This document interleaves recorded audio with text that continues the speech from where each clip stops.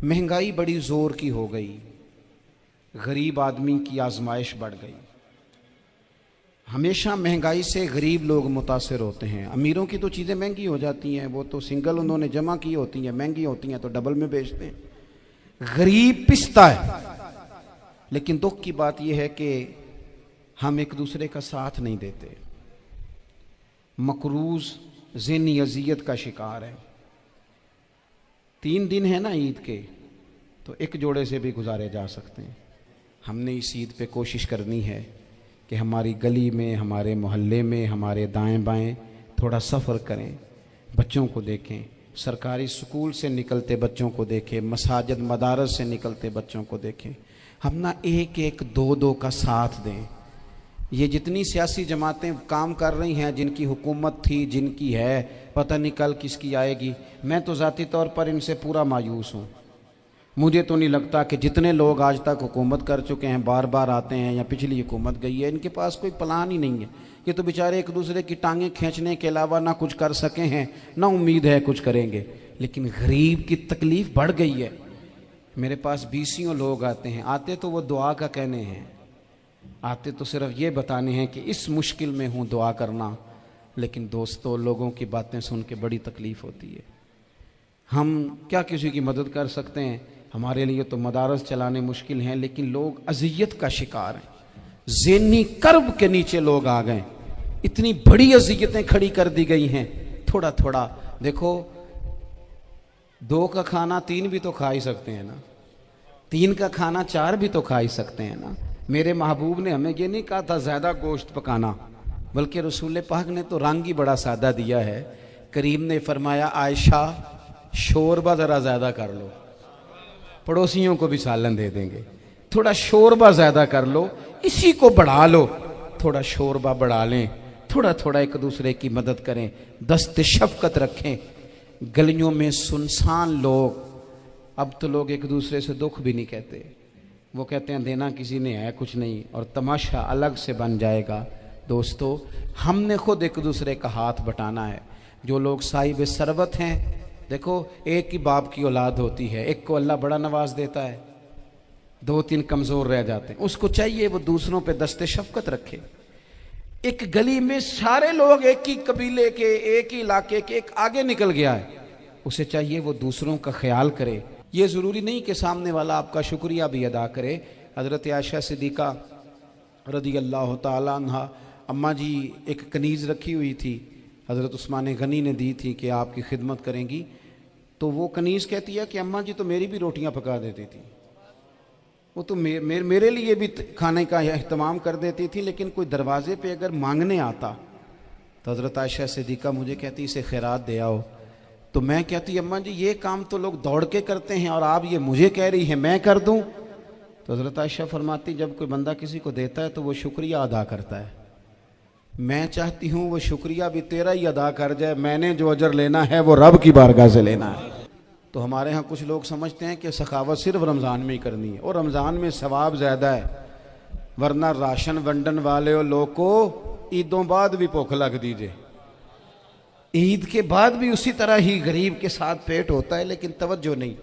इल्म का लुग़वी माना जानने के होते हैं। इल्म हासिल किया जाता है किसी चीज़ की मारिफत को हासिल करने के लिए। जब हम कोई इल्म हासिल करते हैं तो हम ये चाहते हैं कि हमें उस चीज़ के नफ़ा और नुकसान का पता चल जाए। और जब हम दीनी इल्म हासिल करते हैं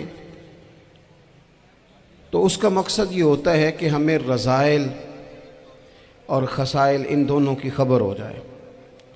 खैर क्या है, शर क्या है, उसमें तमीज़ का मलका हमें नसीब हो जाए। अच्छाई और बुराई खुलकर हमारे सामने वाज़े हो जाए, ये मकसूद होता है इल्म से। इल्म से, तालीम से मकसद ज़्यादा बातें करना नहीं होता। एक आदमी बहुत ज़्यादा बातें करता है तो शायद बड़ा आलिम है, एक शख्स बहुत ज़्यादा गुफ्तगू करता है तो उसके पास मालूमात ज़्यादा, ऐसा नहीं। बल्कि हज़रत अब्दुल्ला इब्न मसूद रज़ी अल्लाह ताला अन्हु से जब किसी ने पूछा था कि बड़ा आलिम कौन होता है, तो आप फरमाने लगे जो रब से ज़्यादा डरे वो बड़ा आलिम है। और दलील उन्होंने ये दी कि अल्लाह करीम ने कुरान मजीद में फरमाया है कि इन्नमा यख्शल्लाह मिन इबादिहिल उलमा, अल्लाह के बंदों में से जो आलिम हैं वो रब से डरते हैं। तो दीनी तालीम, उसकी मालूमात हासिल करने की कोशिश करें, सही करें। कुरान मजीद की एक आया करीमा का कुछ हिस्सा जो मैंने तिलावत किया, उसमें अल्लाह करीम ने फरमाया अपने महबूब से, कहा वकुर रब्बि ज़िदनी इल्मा, ए महबूब आप मेरी बारगाह में ये दुआ मांगें, आप ये अर्ज़ करें कि ए रब मेरे इल्म में इजाफ़ा कर दे, ए मालिक मेरे इल्म में इजाफ़ा कर दे। बहुत सारी चीज़ें ऐसी होती हैं जिनकी ज़्यादती ठीक नहीं होती, वो ज़्यादा हो जाए तो नुकसान करती हैं, लेकिन इल्म एक ऐसी चीज़ है कि जिसके बारे में रब करीम ने कहा कि महबूब आप दुआ मांगें कि आपको ज़्यादा इल्म दिया जाए। और फिर इल्म एक ऐसी चीज़ है कि कोई भी आदमी ये दावा ना करे कि मैंने अब बड़ा हासिल कर लिया है, मेरी अब तकमील हो गई है, मैं अब मुकम्मल हो गया हूँ। जिनको अल्लाह ने गैब के ख़जानों की कुंजियाँ दी हैं ना, उनसे भी रब करीम ने कहा है कि महबूब आप दुआ करें कि मालिक मेरे इल्म में इजाफ़ा कर दे।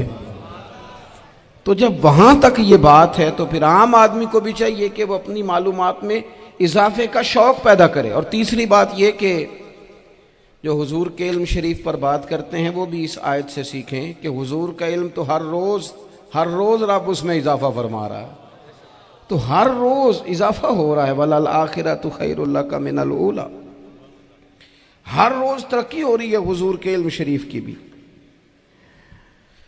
तो हमारे यहाँ ज़्यादातर लोग बात इसलिए सीखते हैं कि मैं कोई कहीं से मसला सीखूंगा फिर जाके अपनी मस्जिद के इमाम को तंग करूंगा कि वहाँ तो मैं ये सुन के आया हूँ तो यहाँ ये काम क्यों नहीं होता।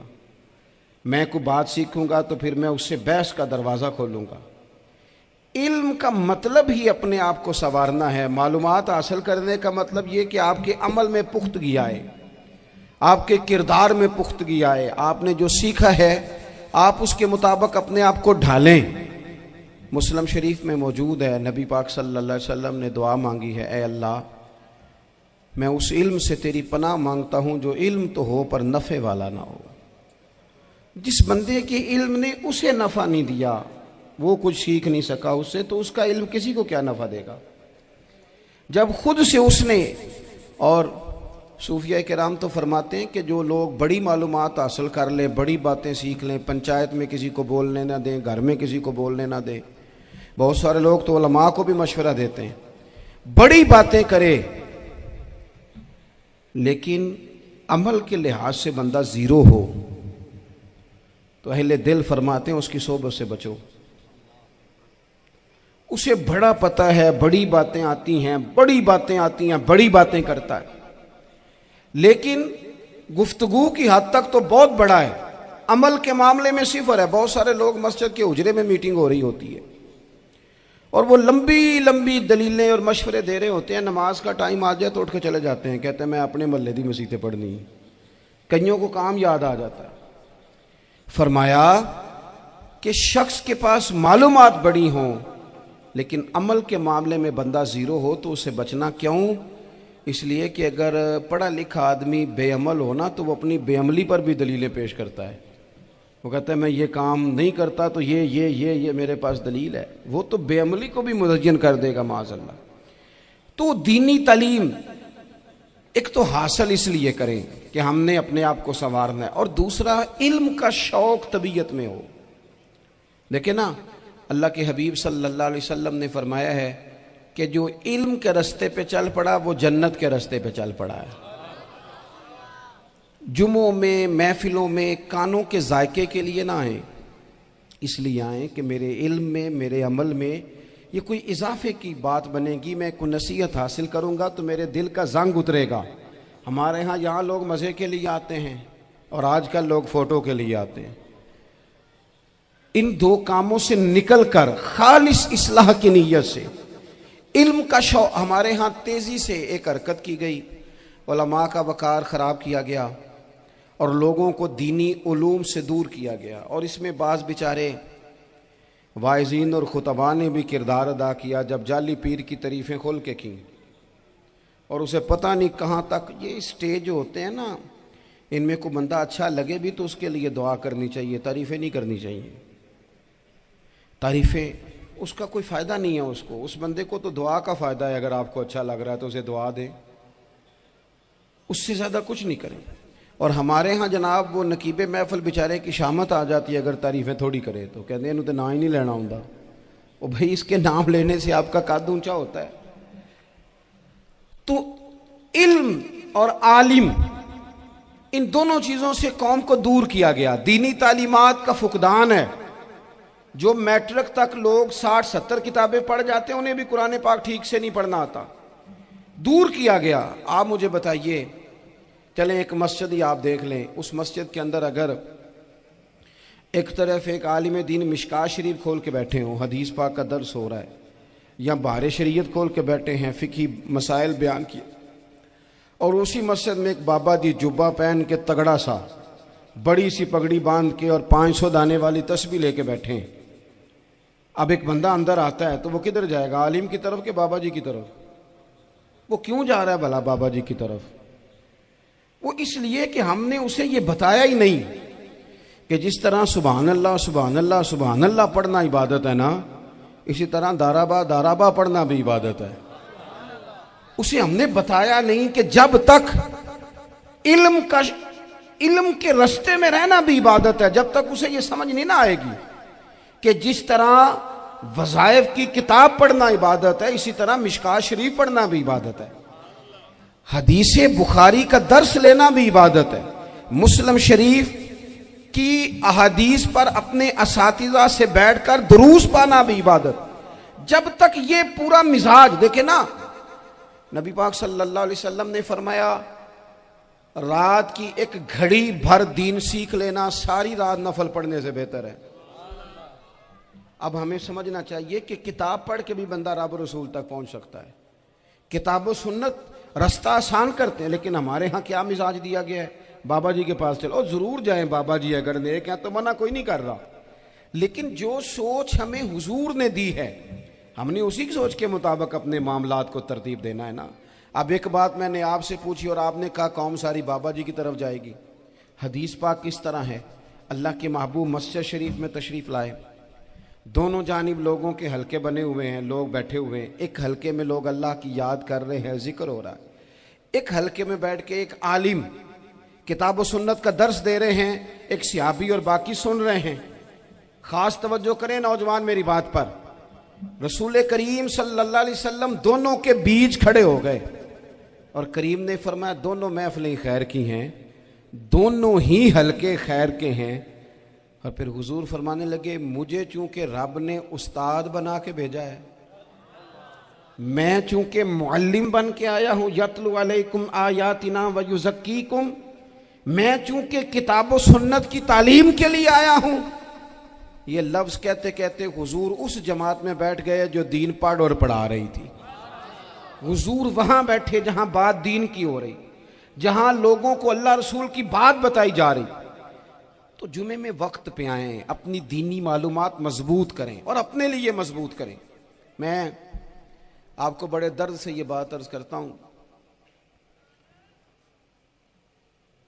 अगर दिन में 100 लोग मसला पूछते हैं ना शरीयत का, तो उनमें 95 लोग वो होते हैं जो तलाक का मसला पूछते हैं। वालिद साहब ने, बेटी के वालिद साहब ने 2 महीने पहले ऑर्डर दिया होता है फर्नीचर का। बेटे की शादी हो तो महीना पहले शेरवानी वाले को भी कहना पड़ता है, गाड़ियां बुक करानी पड़ती हैं, मैरिज हॉल बुक, ये सारे लवाजमात हम करते हैं। सारा कुछ किया, गाड़ी से घर बसना है, मैरिज हॉल से बसना है, फर्नीचर से बसना है, हमने सारा कुछ उनको बताया। लेकिन काश 2 घंटे बच्ची किसी मुअल्लिमा के पास जाती, बच्चा किसी उस्ताद के पास जाता, निकाह तलाक के मसले भी सीखते।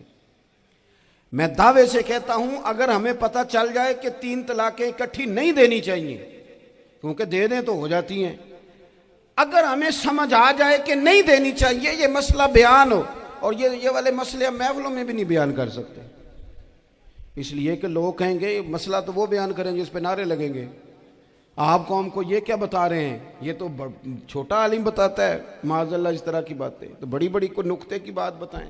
वो जिस तरह हमारे यहाँ वो 1 घंटा पहले नहीं कहते तगड़े हो जो मैं जुमला देने लगा, वो पता नहीं जुमला आ रहा है कि एटम बम आ रहा है, तैयार हो जाओ, जो मेरा जुमला ज़ाया ना करना, इधर भाग के चला गया उधर भाग के आ जाओ, अल्लाह जाने।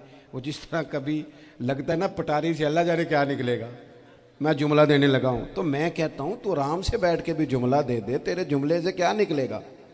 और तू जुमला ना दे, हमें कोई आयत दे, तू जुमला छोड़ हमें कोई हदीस पाक सुना। यानी हर नकीब, हर खतीब, हर नात खा उठ के कहता है सारा कुरान ही हुजूर की तारीफ है। और भाई अगर सारा कुरान हुजूर की तारीफ है तो चंद आयतें पढ़ दे फिर तू भी। तूने पढ़ी तो एक भी नहीं और तू कहता जा रहा है सारा कुरान ही हुजूर की तारीफ है।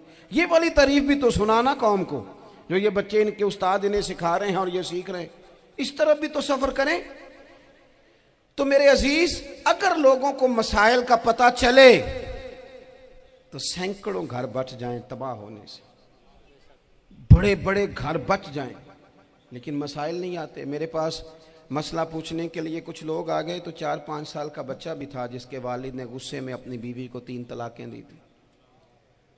तो छोटा सा बच्चा, कपड़े भी फटे पुराने, और हालत बता रही थी कि गरीबी है। तो जब मैंने मसला बताया कि 3 तलाकें हो गई हैं तो वापस जाने लगे, तो बच्चा मुझसे कहता है, देहाती आदमी तो कहने लगा, मौलवी साहब मेरी अम्मा ते नानी कहनी असन पूछ के आई आप कि हुण असीं लहदा ही रहना है। तो उस बच्चे की नौनिहाल की वो कैफियत देखी तो मैं रो पड़ा। मैंने कहा यार ये बच्चा बेचारा माँ बाप के होते हुए ये यतीमों जैसी ज़िंदगी गुजारेगा क्योंकि बाप ने तलाक दे दी। किस तरह मसाइल नहीं बताए लोगों को, तालीम से आगाही नहीं किया। और इसमें बहुत बड़ा जुल्म है उन लोगों का भी जो जनाजे पे खड़े होके तो कह देते हैं, मेरी तरह के लोग, अच्छे उलमा की बात नहीं करता, वो कह देते हैं देखो जिन लोगों को जनाजा नहीं आता, भैया आपने किस दिन इशा के बाद क्लास लगाई थी जनाजा सिखाने की? ये तो आपने कह दिया लोगों को कुरान जी ठीक नहीं आता। तो यहाँ तो बेचारी बीबियां जिनको सही पढ़ना नहीं आता वो मिशन बना लेती हैं कि मैंने इतने 100 को कुरान पाक पढ़ाना है, बेवा हो गई हूँ, तलाक याफ्ता हो गई हूँ, सारी जिंदगी कुरान पढ़ाऊंगी। हम क्यों ये मिशन नहीं बनाते, क्यों इस तरफ सफर नहीं करते? एक तो दीनी मालूमात में, दीनी उलूम में अपने आप को लगाएं और ज़ौक़ पैदा करें कि जो चीज़ें मुझे नहीं आती मैंने वो सीखनी है, जो मामलात मुझे नहीं आते मैंने उनकी तरफ सफ़र करना है। एक तो अपना ये मिजाज बनाएं। और जब आप दीनी उलूम सीखते हैं तो पता है कौन सा मंजर कायम होता है? मंजर वो बनता है कि हज़रत अबू हुरैरा भी दीन सीखा करते थे, हज़रत अब्दुल्ला इब्ने उमर भी असहाबे सुफ़ा में रहा करते थे, हज़रत अनस बिन मालिक भी रहा करते थे। और ऐसा मंजर बनता है कि हज़रत सैयदा खतीजतुल कुबरा रज़ी अल्लाह तआला अन्हा फरमाती हैं, सैयदा फातिमा हुजूर की गोद में बैठी होती थी और नबी पाक से बातें पूछती थी और हुजूर उन्हें बता रहे होते थे। सैयदा आयशा हुजूर से दीन की बातें पूछती। चौथा हिस्सा हमारी फिका के उसूल हजरत फातिमा की, हजरत आयशा सिद्दीका की मरवियात पर मबनी है। अगर हमारी बच्चियां छोड़ दें डाइजेस्ट पढ़ना, छोड़ दें इधर उधर की मूवी देखना और वो किताबों सुन्नत पर आ जाएं, तो बहुत सारे मसाइल ऐसे हैं जो उलझने से पहले ही सुलझे हुए हों। दीनी तालीम का मिजाज और ज़ौक़। और दूसरी आयत करीमा मैंने तिलावत की, अल्लाह करीम ने कुरान मजीद में फरमाया, या अय्युहल्लज़ीना आमनू कू अनफुसकुम व अहलीकुम नारा, ऐ ईमान वालों खुद भी दोज़ख की आग से बचो और अपने घर वालों को भी बचाओ। ओ वालिद, वो माँ जो बच्चों को भूख से बचाने के लिए मेहनत करती है, उनको मायूसी से बहुत सारे माँ बाप ऐसे होते हैं जिनके पास कपड़े लेने के पैसे नहीं होते ईद पे। क्यों? अजान शुरू होगी जी। अजीज़ भाई, जिस तरह हम अपने बच्चों को देखें, बहुत सारे माँ बाप के पास गुंजाइश नहीं होती, लेकिन इस नीयत से कि बच्चों के दिल टूट जाएंगे, ईद पे कैसे गुजारा करेंगे, मुश्किल से भी कपड़े ख़रीद के देते। इस तरह हम अपने बच्चों को भूख से, प्यास से, मायूसी से बचाते हैं। इस तरह हमारे रब ने हमारे ज़िम्मे लगाया है कि तुम अपने बच्चों को कोशिश करो दोज़ख की आग से बचाने की। हज़रत उमर फ़ारूक रज़ी अल्लाह तआला अन्हु ने अर्ज़ किया था, या रसूल अल्लाह सल्लल्लाहु तआला अलैहि वसल्लम, इस आया करीमा का माना क्या है? तो महबूब करीम अलैहिस्सलाम ने फरमाया, उमर, जिन चीज़ों का अल्लाह तुम्हें हुक्म देता है, तुम अपने घर वालों को उन चीज़ों का हुक्म दो। जिन चीज़ों से रब रसूल तुम्हें मना करते हैं, अपने घर वालों को उनसे रोको। अपने घर के अंदर निफाज़े दीन करने की कोशिश करो।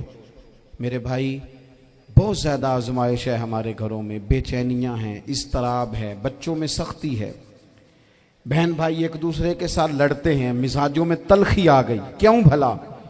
इसलिए कि माँ बाप को जो बेहतरीन किरदार और जो हसीन तरीका घर में अपनाना चाहिए था, बच्चे तकरीर बाहर से सुनते हैं लेकिन वो फॉलो अपने माँ बाप को करते हैं। अगर माँ बाप में हौसला हो, सब्र हो, इत्मीनान हो, खुददारी हो, थोड़े पर गुजारा करने का मिजाज हो। देखे ना, आज डिप्रेशन है, टेंशन है, पैनिक्स अटैक्स हैं, बड़ी सारी चीज़ें आ गई हैं। क्यों भला? सब्र नहीं, तहम्मुल नहीं, बुर्दबारी नहीं। आजमाए। एक दिन एक बच्चा मेरे पास आ गया मदरसे का और आके वो रोने लगा। मेरे घर वाले कहने लगे खाना छोड़ दें, पहले इसकी बात सुन ले। मैंने कहा पुत्र क्या हुआ, किसी ने मारा है किसी उस्ताद ने? कहने लगे नहीं हजरत, घर फ़ोन किया था तो मेरी अम्मा और अब्बा की लड़ाई हो रही है। बच्चा कांप रहा है, टांगे कांप रही हैं। मैंने कहा क्या हो क्या गया तुम्हें पुत्र, लड़ाई हो रही है तो घरों में हो ही जाती है। कहने लगे नहीं, आपको पता नहीं, वो बड़ा सख्त लड़ते हैं। मेरे वालिद जब मेरी वालदा को मारने के लिए आगे बढ़ते हैं तो हम सारे चारपाइयों के नीचे छुप जाते हैं, हमें खौफ आता है, वो मंजर खतरनाक होता है। ये कौन तकलीफ दे रहा है अपने बच्चों को? यहां बैठे हमारे यहां मीलों दूर रहते थे उसके घर वाले, तो वो तकलीफ में था, तो घर में क्या कैफियत होगी? अगर हौसला हो, सब्र हो, कनात हो, अल्लाह के दिए हुए थोड़े रिस्क पर हमें राजी रहना आता हो, हमारे घरों में सुकून आए, इत्मीनान आए।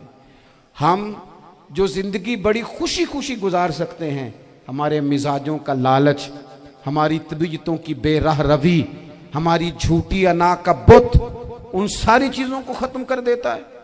अपनी जिंदगी के अंदर अगर हम वो किरदार अपने बच्चों को दें, जिस किरदार में मोबाइल भी हो, जिसमें गाड़ी भी हो, जिसमें पैसे भी ला के अब्बा दराज में रखता हो, लेकिन वालिद का घर में मुसल्ला भी मौजूद हो, उसकी कोई तस्वीर भी हो, वो ये भी कहता हो कि खुदा ने अपने फजल से आज 5,000 दिया है तो इसमें 1,000 गरीबों का भी है, इसमें थोड़ा सा मैंने अल्लाह की रिजा के लिए भी रखा है। अगर कोई मुश्किल आ जाए तो वो बाप और माँ को सब्र करता हुआ देखते हो। अगर एक बाप कर बात करे तो दूसरा बर्दाश्त करता हो। खुदारा अपनी औलादों को इस अजियत का शिकार ना करो। अपने घरों के अंदर वो खुददारी, वो प्यार, वो वकार, वो मोहब्बत, वो अंदाज। आप थके हुए हैं, कोई शक नहीं, आप बहुत सारे मसाइल का बाहर शिकार होंगे, कोई शक नहीं, लेकिन आप बाहर से थक के आए हैं। और अगर आप बाहर अपनी फैक्ट्री के मालिक हैं और दफ्तर के बड़े हैं तो घर में भी तो आप बड़े हैं ना। आपकी माँ भी तो इंतजार कर रही है, उसने भी तो दुखड़ा सुनाना है ना आपको। आप ये देखिए कि आपके बच्चे भी तो इंतजार कर रहे हैं, वो चाहते हैं कि अब्बा आके बैठे तो हम उनके सीने पे चढ़ के थोड़ा खेलें। आपकी अहलिया मुंतजिर हैं। कुछ बातें बीवी किसी और से नहीं कह सकती, सिर्फ अपने शौहर से कहती है, लेकिन वो तो आते ही जलाल में आ गए साहब। वो कहने लगे तू बड़ी नालायक है, मैं थका मांदा आया हूं और तूने मुझे कहानी सुना दी है। वो उस खातून से शिद्दत के साथ पेश आने लगे। मेरे रसूल पाक की हयात नूर को देखो, हज़रत उम्मे ऐमन हुजूर की रज़ाई वालदा हैं, उनकी भी खिदमत हो रही है। हज़रत हलीमा सादी आ रही हैं तो खिदमत हो रही है। हज़रत अब्बास हुजूर के चचा हैं तो करीम फरमाते हैं मेरे चचा हैं बाप की जगह पे। हुजूर दोस्त अहबाब सहाबा गुलामों सब के साथ प्यार कर रहे हैं।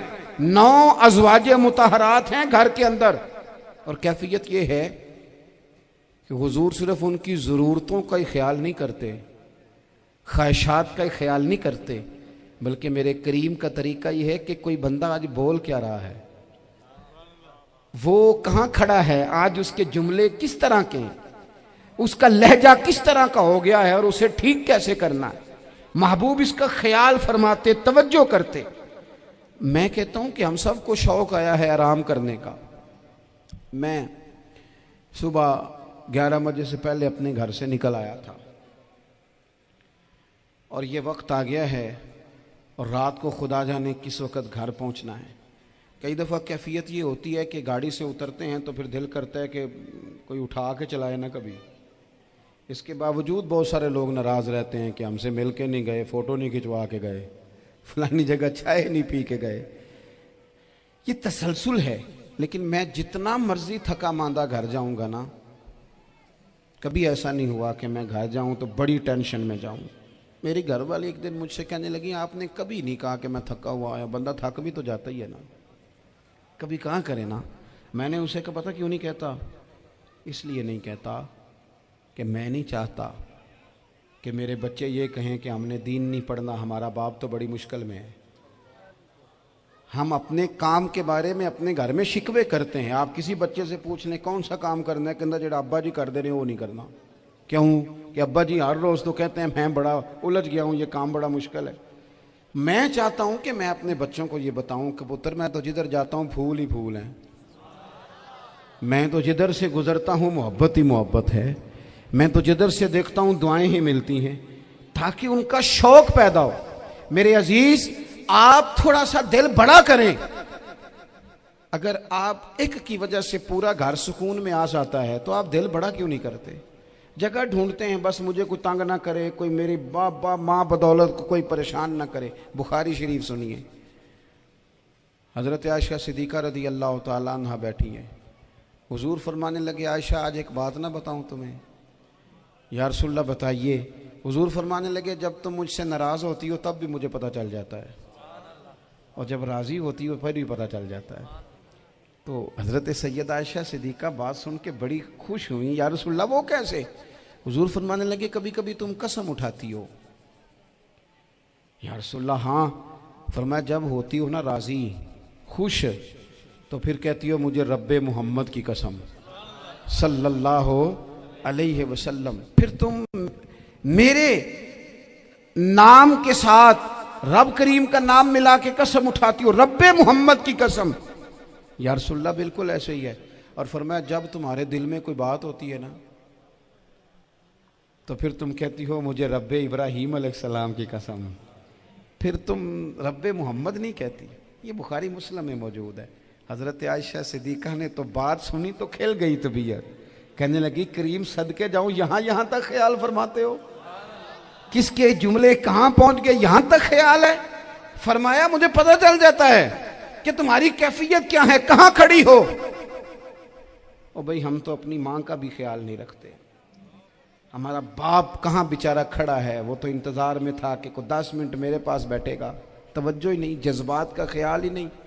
हज़रत आयशा सिद्दीक़ा बात सुन के अर्ज़ करने लगी, या रसूल अल्लाह मुझे रब्बे मोहम्मद की कसम हो, मैं सिर्फ नाम छोड़ती हूँ, मेरे दिल में हर वक़्त मदीने वाले महबूब ही रहते हैं, नाम ही छोड़ती हूँ सिर्फ। ओ मेरे दोस्त थोड़ा सा जा। और दूसरा अर्ज़ करूँगा, दौलत अगर बहुत आली चीज़ होती ना, बहुत कीमती, तो सबसे ज़्यादा सैयदा आयशा के घर में होती।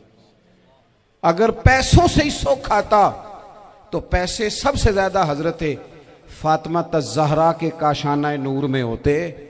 ओ मेरे भाइयों, सोना वक्त मोहब्बतों से गुजारा जा सकता है।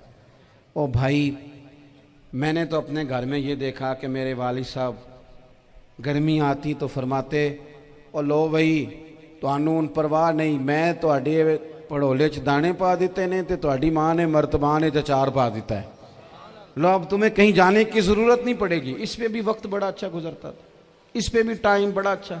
6-6 खाने खा के बच्चे नखरे कर रहे हैं। मैंने अपने वालिद साहब से एक दिन कहा, मैं क्या अब्बा जी तुहानू पसंद की है? फरमान लगे, पुत्र जे तो लगी होवे भुख फिर तो यार शाही, और अगर भूख ना हो तो फिर नखरे ही नखरे हैं, फिर क्या पसंद होना है? तबीयत नहीं। अपने घरों में, अपने दोस्तों में इत्मीनान पैदा करें, इस तरह से बाहर आएँ। और एक बात और अर्ज़ करनी है, याद रखना, तकरीर बाहर चलती है, घर में नहीं चलती। घर में अमल चलता है। घर जाके आप लेक्चर देना, नमाज पढ़ा करो, नमाज पढ़ा करो, नमाज पढ़ा करो, नमाज पढ़ा करो, तो कोई नहीं पढ़ते घर वाले। आप घर में नमाज खुद शुरू कर दें। नबी पाक सल्लल्लाहु अलैहि वसल्लम ने फरमाया, घरों को कब्रिस्तान ना बनाओ, कुछ नफली नमाजें घर में भी पढ़ा करो, अल्लाह के प्यारे रसूल सल्लल्लाहु अलैहि वसल्लम का घर मस्जिद नबी के बिल्कुल साथ है, दरवाज़ा हुजूर के घर का मस्जिद में खुलता था। लेकिन नबी करीम सल्लल्लाहु अलैहि वसल्लम क्या करते थे?